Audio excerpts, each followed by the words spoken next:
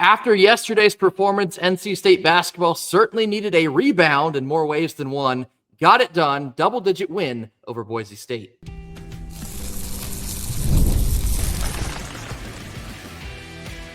You are Locked On Wolfpack, your daily podcast on the NC State Wolfpack, part of the Locked On Podcast Network, your team every day. What's up, Wolfpack Nation? It's time to get locked in with Locked On. Thanks for making Locked On Wolfpack your first listen each and every day. We are free and available wherever you get your podcasts and on YouTube, part of the Locked On Podcast Network, the #1 sports podcast network, your team every day. Our Tuesday show is brought to you by FanDuel. Right now, new customers can sign up, place a $5 bet, and if that thing wins, you'll get $300 back in bonus bets to use across the app. Download the app today to get started. FanDuel, play your game. Happy Tuesday to all. As always, I'm Grayson Boone, joined by former Wolfpack defensive tackle Kenton Gibbs. We had a very disappointing performance on day one of the Maui Invitational and desperately needed to get it right on day two. NC State and Will Wade were able to get it done. An 11-point victory, 81-70 over the Boise State Broncos. Now, again, we talked about, the disappointment of yesterday. This win doesn't solve that, but you absolutely had to go right some wrongs today on Tuesday. And at some points, it still was a little bit of an ugly game, a little bit sloppy, still kind of rough around the edges, but you can already kind of see they're chipping away at some of their weaknesses. They're trying to strengthen things on the fly. And so to do that just 24 hours later, they did much better defensively. We're obviously going to talk about Terrence Arsenault. He was the star of the game in my mind. What he gave you on the defensive side of the basketball today was spectacular. Matt Abel, also spectacular on defense. They really seemed like they had the message relayed. I'm sure Will Wade and staff really let them know about themselves after that loss to Seton Hall. And the defensive intensity, it was there for the majority of this game. Still needs some help on the glass. We'll see how that can get remedied down the road. But Kenton, your thoughts from a double-digit victory on day two, a bounce-back win. You talk about the things that concern you, the things that you're happy about, all those types of things.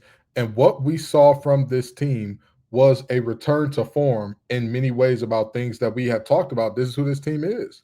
You talk about the effort, the intensity level, the ability to say, hey, we are coming out to do what we got to do.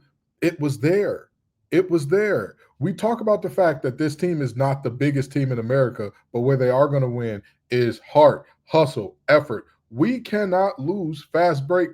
We can't lose the fast break competition to anybody, even smaller teams than us. We cannot lose the fast break competition by as much as we did against Seton Hall. That cannot stand. Yeah. That can't happen. This game, we did a lot better with that. We won that battle. Guys were getting back on defense, getting back offensively. Obviously, there are still some things that we need to correct. Obviously, a little bit too much guarding with our hands on the perimeter, and even still, a lot of those calls were very ticky-tack. A lot of them had to be like, hey, check that guy's FanDuel. Check his FanDuel right now. But what I want to say more than anything else is this is what I mean by the rule versus the exception, right? The rule, we got out rebounding this one. Okay, that's starting to become a trend. Is that going to be the rule going forward? But the perimeter defense was a lot better, like you said. Arsenault was fantastic. Breed was fantastic. However, the perimeter defense from our starters left something to be desired, and I understand how that tight whistle can influence that. I understand how Quader Copeland's brand of defense will be affected by that. I understand how Trey Holloman's brand of defense will be affected by a tight whistle. However, I mean, and again, with all due respect to this young man, I'm sure if he stays healthy, he's going to be a 1,000-point scorer and all that good stuff. The way in which we let Dylan Andrews light it up and absolutely take over the game at points, that is not something that I'm looking at and saying, oh, that's fine, because like I've talked about, that's becoming a little bit of a pattern. It's becoming a little bit of a pattern that guys are looking at our starting backcourt and saying, you know what? They can stir the drink. They can score a little bit offensively. But defensively, I'm seeing some good hibachi. Steak and lobster with the yum-yum sauce on the side. I'm seeing good extra yum-yum, mushrooms and onions in that thing too. So there are things that we have seen that have been a problem all year long that continue to be a problem. And my general rule is once is the exception, twice is a pattern, 3 times is who you are. And what I've seen from this team, the effort, the intensity, the hustle, that's who they are, more so than the aberration that was Seton Hall. Grayson and I aren't going to throw out the excuse of, oh, it was a flu or it was this, it was that. It just wasn't there. Regardless of the reasoning, it was not there against Seton Hall, but that has not been the norm. Yeah. I found myself watching the very beginning of this game, the first 5 minutes. I'm like, oh, this looks like us again. This looks like the brand of basketball that we tried to establish in the first 4 games of the season.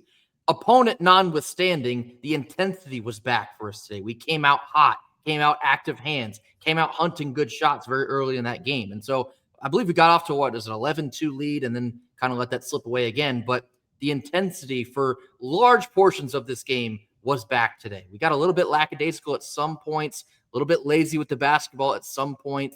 Turnovers is something I have my eye on. I thought Quadir Copeland, let's be honest, he cost us a couple times at major points in this game. Will Wade was none too thrilled with him near the end of that game with a very costly turnover, inbounding the basketball. The turnovers have been pretty sloppy, both yesterday and today. So that certainly needs to be tended to sooner than later. But let's talk about this offense today. So NC State, they shoot 50% from the floor. One of the things that does pop up in my stat sheet, they hit all 8 of their last 8 shots.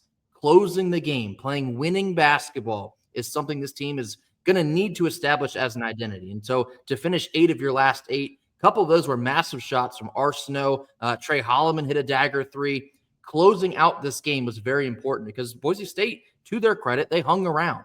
They would not go away for the majority of this game. So to finish on that note was certainly nice to see. But Terrence Arsenault, I will start here with TA. He is my star of the game. He was the most important player on the floor for NC State today. He had 11 points. He had 4 rebounds. He had a couple assists. But the defense that he came off the bench and gave you today was spectacular. I believe he had a couple blocks.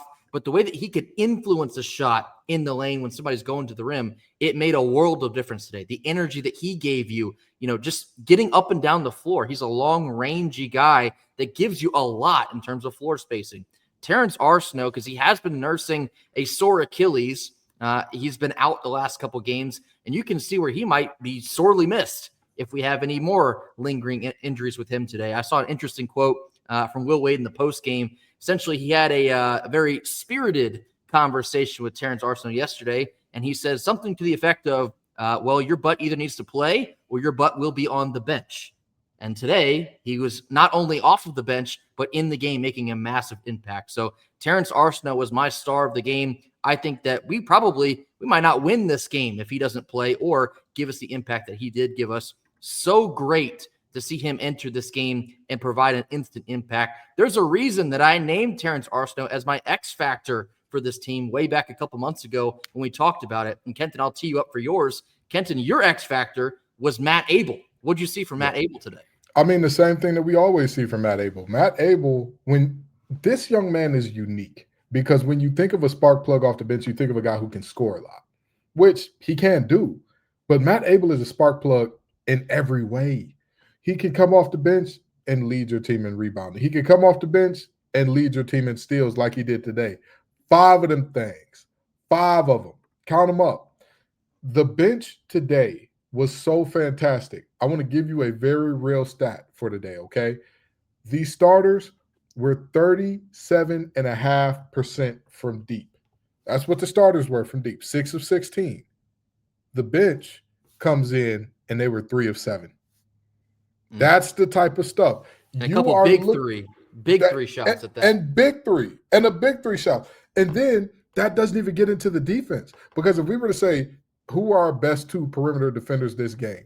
Who were the guys that gave Dylan Andrews the most fits and kind of slowed down some of his single-handed runs in this game? Everybody would say, Arsenault and Abel. That's it. Those are your answers. Both of those guys came off the bench. But this is what I mean when I say this team is, if they find ways to get it done, there's different guys on different nights. And it's getting to the point with Matt Abel where part of you wants to ask why he's not starting, but there's also another part of it that I think this is why, more than anything else, why I think he's more valuable off the bench. He brings whatever this team needs when they need it. Last game, with Darian Williams being passive, we're going to need you to score, Matt. What does he do? goes out and puts up nearly his career high. That's what this young man is about. Whatever the team needs. Up this game, we got a guard over there going off. He's going ballistic. The kid can't miss. What does he do? Hey, Terrence, me and you, we got to go mano a mano with this man. Young man, may I have this dance? This is what it's going to be. Me and you all night. And they did a fantastic job there. So I look at these guys and I say, both of the guys that we deemed X factors truly were that in this game, just in different ways. But Matt Abel is so talented and so special. I don't think you can put him with the starters because I think he's too valuable to that second unit. I think he's too valuable to when you want to give Darian Williams a blow, when you want to give Quader Copeland a blow, when you want to give Trey Holloman a blow, or if any of those guys get in foul trouble, or if any of them are injured, you can bring him in and say, okay, this is what we need, Matt. And he's going to show you, I'm ready and I'm able to do it. See what I did there? I do. I certainly get the argument of wanting Matt Abel to start. And I've said this before. I'll say it again now. I don't think with this team, it's always going to be so important who starts. It's who provides the biggest impact when they're in. I'm sure, in fact, I won't be surprised if you see Matt Abel. He probably will get a couple starts here in the near future. Now, will that be permanent for the rest of the season? I think, we don't have enough information to say that yet, but he might serve us, to Kenton's point. He might currently serve us in the best fashion already. Him coming off of the bench and being an instant spark, both offensively and defensively. Get it, a spark in transition too. He's very quick on his feet. He can give you a lot of different things from a lot of different angles. He might already be serving this team best, but we'll see. If he gets to start and flourishes in that as well, again, I won't be surprised. He's that level of player. But Matt Abel put in another stellar performance for us today.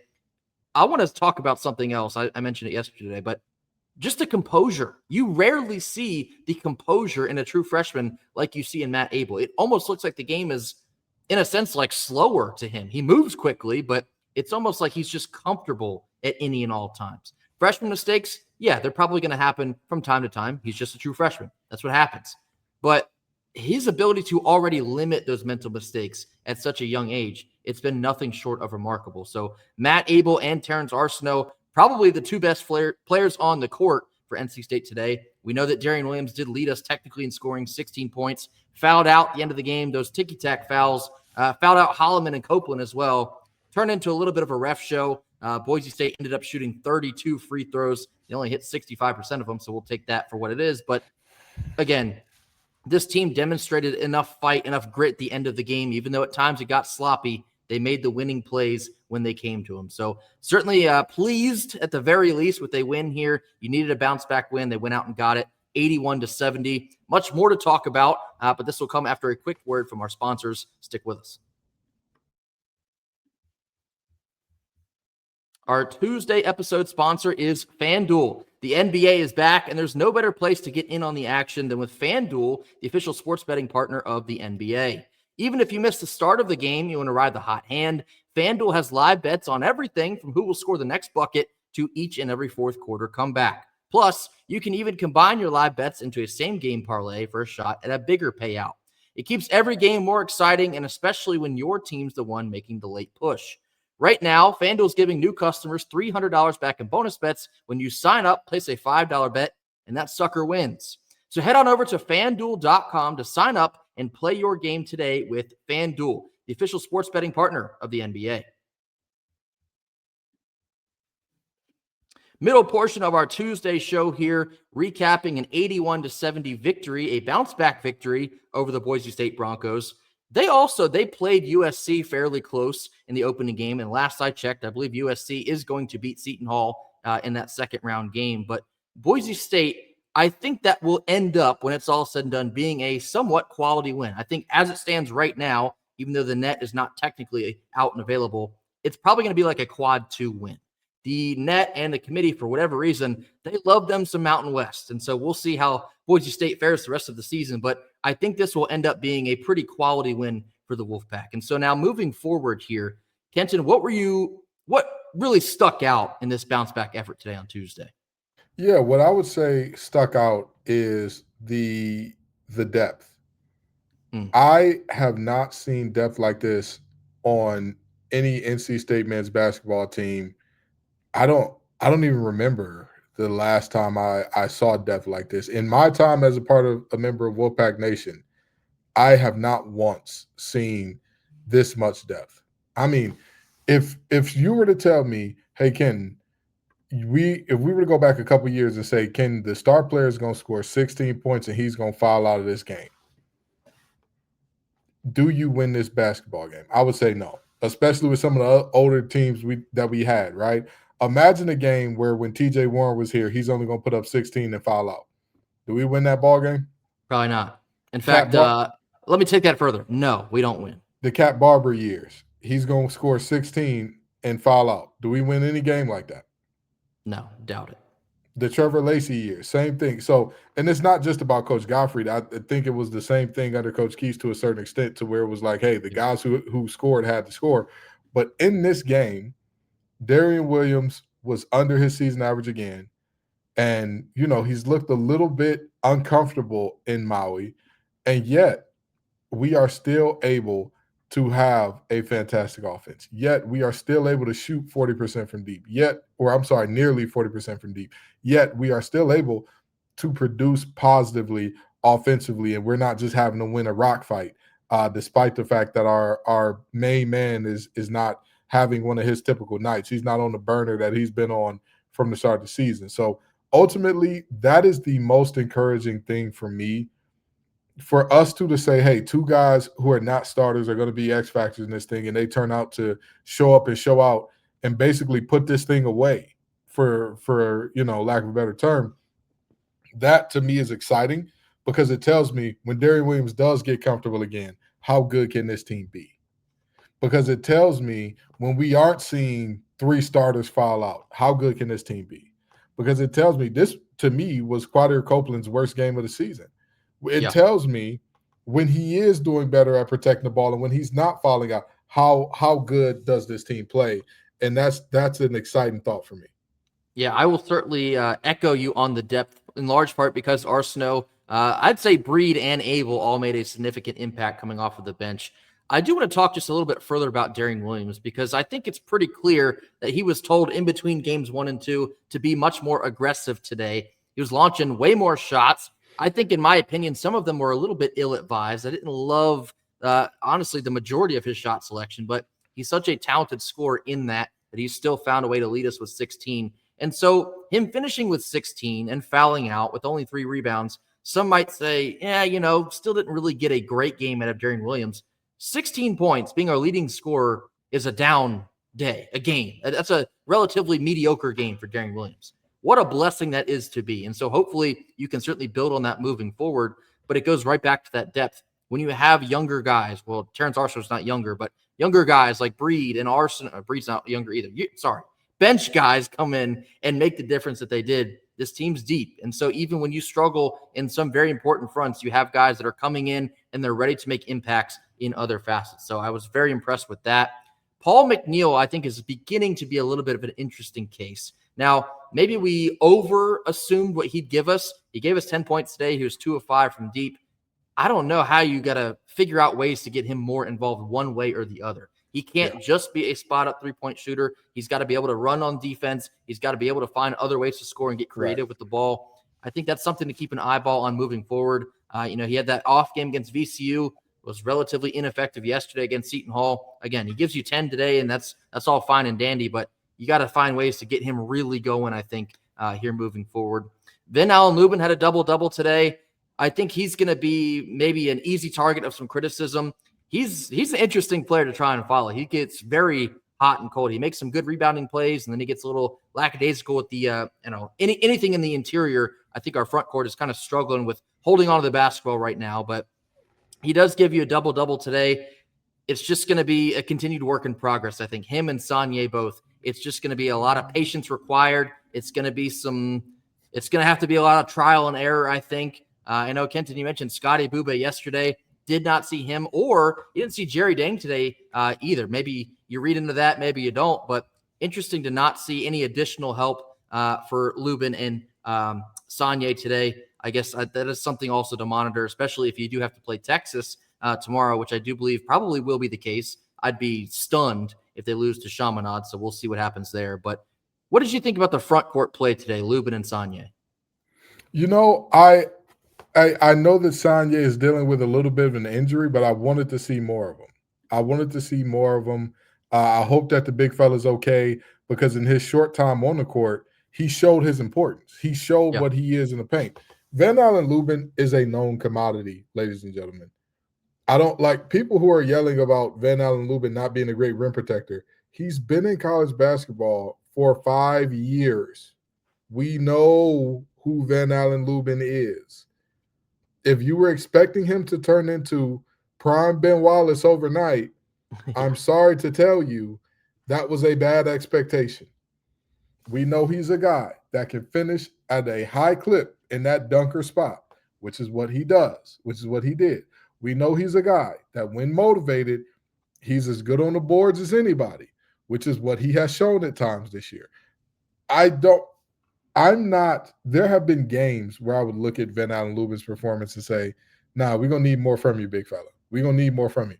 Tonight wasn't one of those nights. He gave me what I expected, a double-double, and defensively, he wasn't exactly a turnstile, but he wasn't a great deterrent either. That's what I expect from Van Allen Lubin defensively. That's what I expect. I expect him to be a guy that just meet guys at the rim. Do your best defensively, because, I mean, that's who he is. Again, Abube, we did not see it all. Don't know what's going on there. Jerry Dang is another guy that I think could have been just immensely valuable in this game to pull their bigs away from the rim, even though we shot fantastically anyway. But this is just a game where I look up and I say, I'm excited about this win. Again, we're not bringing home the trophy that we want, but we're not going to sit here and cry the entire time we're in Maui about the game one loss. This team is moving in the right direction, doing the good things, but front court-wise, they left a little bit to be desired in this game because, again, Sanye only plays very sparingly, and you could tell he was a little bit hobbled despite the defensive efficacy that he had. Van Allen Lubin, known commodity. Abube, not playing at all. Same thing for Dang, not playing at all. So, you know, the front court guys that are not responsible for doing a lot of the ball handling like a Darian Williams and all that, there was a little bit left on the table here. Yeah, I mean, there's certainly some tightening up that needs to happen in the front court, and that is also something to monitor moving forward. But I think Van Allen Lubin gives you double-double today. We'll take it. We'll take that. We'll keep it pushing here. A win's going to be a win. We're going to celebrate each and every one of those. I got my black hat on today. Y'all know what that means. So 81-70 victory over Boise State. We will await to see who we play tomorrow. I'll give you an educated guess. I think it's going to be Texas. So that's going to be a really important game. It's going to be another fringe quad 1, maybe quad 2 game. It's a P4 opponent. It's an SEC opponent. That's a game that will probably that'll trend very well if we're able to pick up that one, even despite not winning the tournament. 2 wins over teams that are going to help your net rating when it's all said and done. You got to find a way to wall up, get a little bit tougher, make the winning basketball plays, and beat Texas. That's one that we absolutely have to find a way to get before we leave the Hawaiian Islands. So rebounding with a comeback victory, not a comeback victory, a bounce back victory, 81-70 over the Boise State Broncos. We will take it. We will push forward. Now, to finish out our Tuesday episode, we're going to get into a whole lot of nothing, a whole lot of something. This comes after a quick word from our sponsors. All right, last couple minutes of our Tuesday episode, post-game 81-70 win over Boise State. But now it's time for a whole lot of nothing and a whole lot of something. 3 topics. We'll tell you exactly where we stand on them. First one here, Devon Marshall, DB for NC State football, was named the Chuck Bednarik Player of the Week for his performance against Florida State. Whole lot of something, whole lot of nothing. Whole lot of something. This was the best performance we have seen from a defensive back all year at NC State. This is not even close. There is nothing to be debated there. And for it to be recognized nationally, that's big time. Shout out to you, Mr. Marshall. Hell of a job. He's getting a lot of love for this. He was also the ACC Defensive Back Player of the Week. The amount of love that he's getting everywhere for this performance, it's warranted, and it's so deserving, and especially special for us to watch because, like I said in the post game on Friday night, not Saturday, but Friday night, that's one of the better defensive back performances I've seen NC State in a very long time. We've had special games from Aiden White. We had special games from Shaheem Battle a couple times. Tanner Ingle was good back there, but I'm talking all the way back to like the David Amerson days, the Earl Wolf days. Like this was a unbelievable performance by Devon Marshall. I've seen anywhere from 8 to 6 or PBU. The PBU numbers are all over the board, but I know he had at least 6 of them confirmed. He did have 2 interceptions, holding Deuce Robinson to, I believe it was under 80 total yards. He only had, 4 catches. He did have a touchdown. It's remarkable because go back and look at the stat line from Deuce Robinson. There's been a lot of teams that have not been able to do that, and let alone Marshall was doing it mainly by himself for that game. So shout out to Devon Marshall, the Chuck Bednarik Player of the Week for NC State football. Second one here. Actually, no, I'm gonna save that one. Y'all know where I'm headed with that one. Lost in kind of the hubbub from this past weekend. Men's soccer, they won in the round of 32 over Marshall. They will advance to the Sweet 16 this Sunday against UNCG.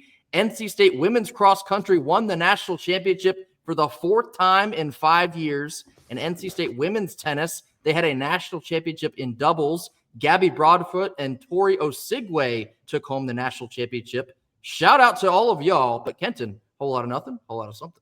Whole lot of something. I want to win at everything. I want to have the best rifle team, the best cross-country team. If there is a sport, if there is a lettered sport for building paper planes, think and do, baby. We're a Research One Institute. Let's be the best at it. So to see all these things and all these teams in which the Wolfpack are playing absolutely fantastic ball, this is what I want to see. I want to see our soccer team be one of the best and have me actually intrigued to learn what offsides in soccer is. I want to see it. I want to hear about our cross-country team putting belt to behind, once again winning national championships. Keep filling up that trophy case. I want to see the Pack win at everything. You saw how excited we were to see the young lady win Cheese Wheel back-to-back. We're excited about any Wolfpackers winning anything. And damn it, these are a whole lot of Wolfpackers winning a whole lot. So that's a whole lot of something to me. There's a saying that a rising tide will raise all ships. And when you are good in virtually everything athletically, that will eventually, over time, that's going to help out your men's basketball, your women's basketball, your baseball, and your football, because we obviously know those are the big 4 that gets the majority of the attention from NC State fans. We know it. You know it. Let's be honest about that. But to watch NC State really excel, and I mean like really excel in some of the non-revenue and Olympic sports the last couple of years, this is why I speak generally very highly of Boo Corrigan. He's doing an excellent job, and you might have a lot of criticalness, that's not a word, behind some of the decisions of, contract extensions and firing or not firing, but that's not the whole job. And so shout out to Boo Corrigan. We appreciate everything you're doing at NC State. We're trending in the right direction in more ways than just one. And so don't get lost in all the anger of a 6-6 football season or a 7-5 football season, because I got a pretty good idea what happens on Saturday night.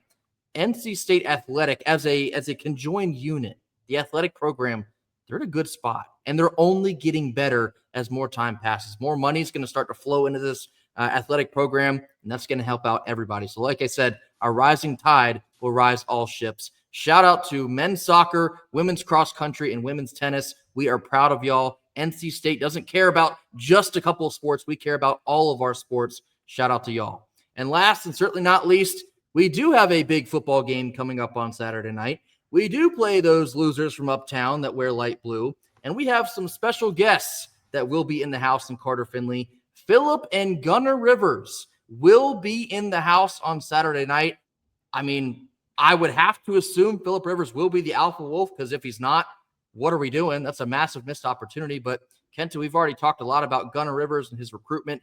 It's going to start really heating up here pretty soon. So to get Phillip and Gunnar in the house for the rivalry game, the big one, whole lot of nothing, whole lot of something.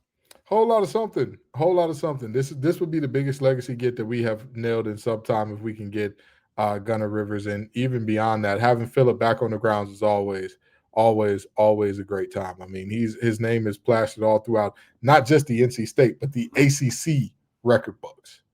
His records are, he was indomitable when he was here. He did his thing and did so very well.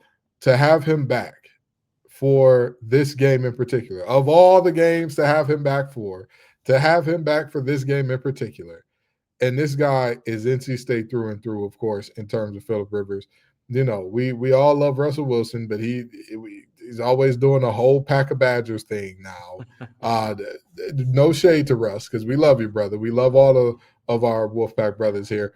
But Phillip Rivers being back for this game is just something special. It's going to hit different hearing him say, I'm going to need Wolf over here, Pack over there. Look, I mean, this environment, we already know it's going to be supercharged on Saturday night because it should be. But to get the ultimate alpha wolf, pun intended, in the house for this one, and he's bringing Gunner, who would be the biggest legacy recruit ever for NC State. Let's be very clear about that. These are the types of environments that you want your massive recruits to see. This is the type of crowd that you want a high level quarterback to be in the stands for, because I would have to imagine the student section is going to get a Gunner Rivers. I mean, if you don't, again, what are we doing? That's a missed opportunity. So I can't wait to see what this environment will be on Saturday night. Phillip Rivers, who also just got named, I think he was a semifinalist for the Pro Football Hall of Fame. Yeah. That didn't take very long at all. That'll be well-deserved. Torrey Holt also was named. That's well overdue at this point. Get that man a gold jacket. But to see Phillip and Gunner Rivers in the house on Saturday night, it will be a very special moment. And then we got business to attend to for 60 minutes. Lock the gates. They're in here with us now. Bill Belichick is going to have to deal with us, not the crazy girlfriend. We'll have to do that after the game. So it'll be a tough night for Bill Belichick on Saturday night, and we will be very inclined to give him one. So that will do it for us here on Tuesday. As always, thank you all so very much for joining us. Be sure to hit that like button, drop your comments in the comment box, mash that subscribe button if you have not already. Another episode coming at you tomorrow. I'd have to assume it will be recapping us playing Texas. It's a really big game. Will Wade and the boys have to find a way to get that one done as well. But we will see you all tomorrow. And until then, go Pack. Go Pack.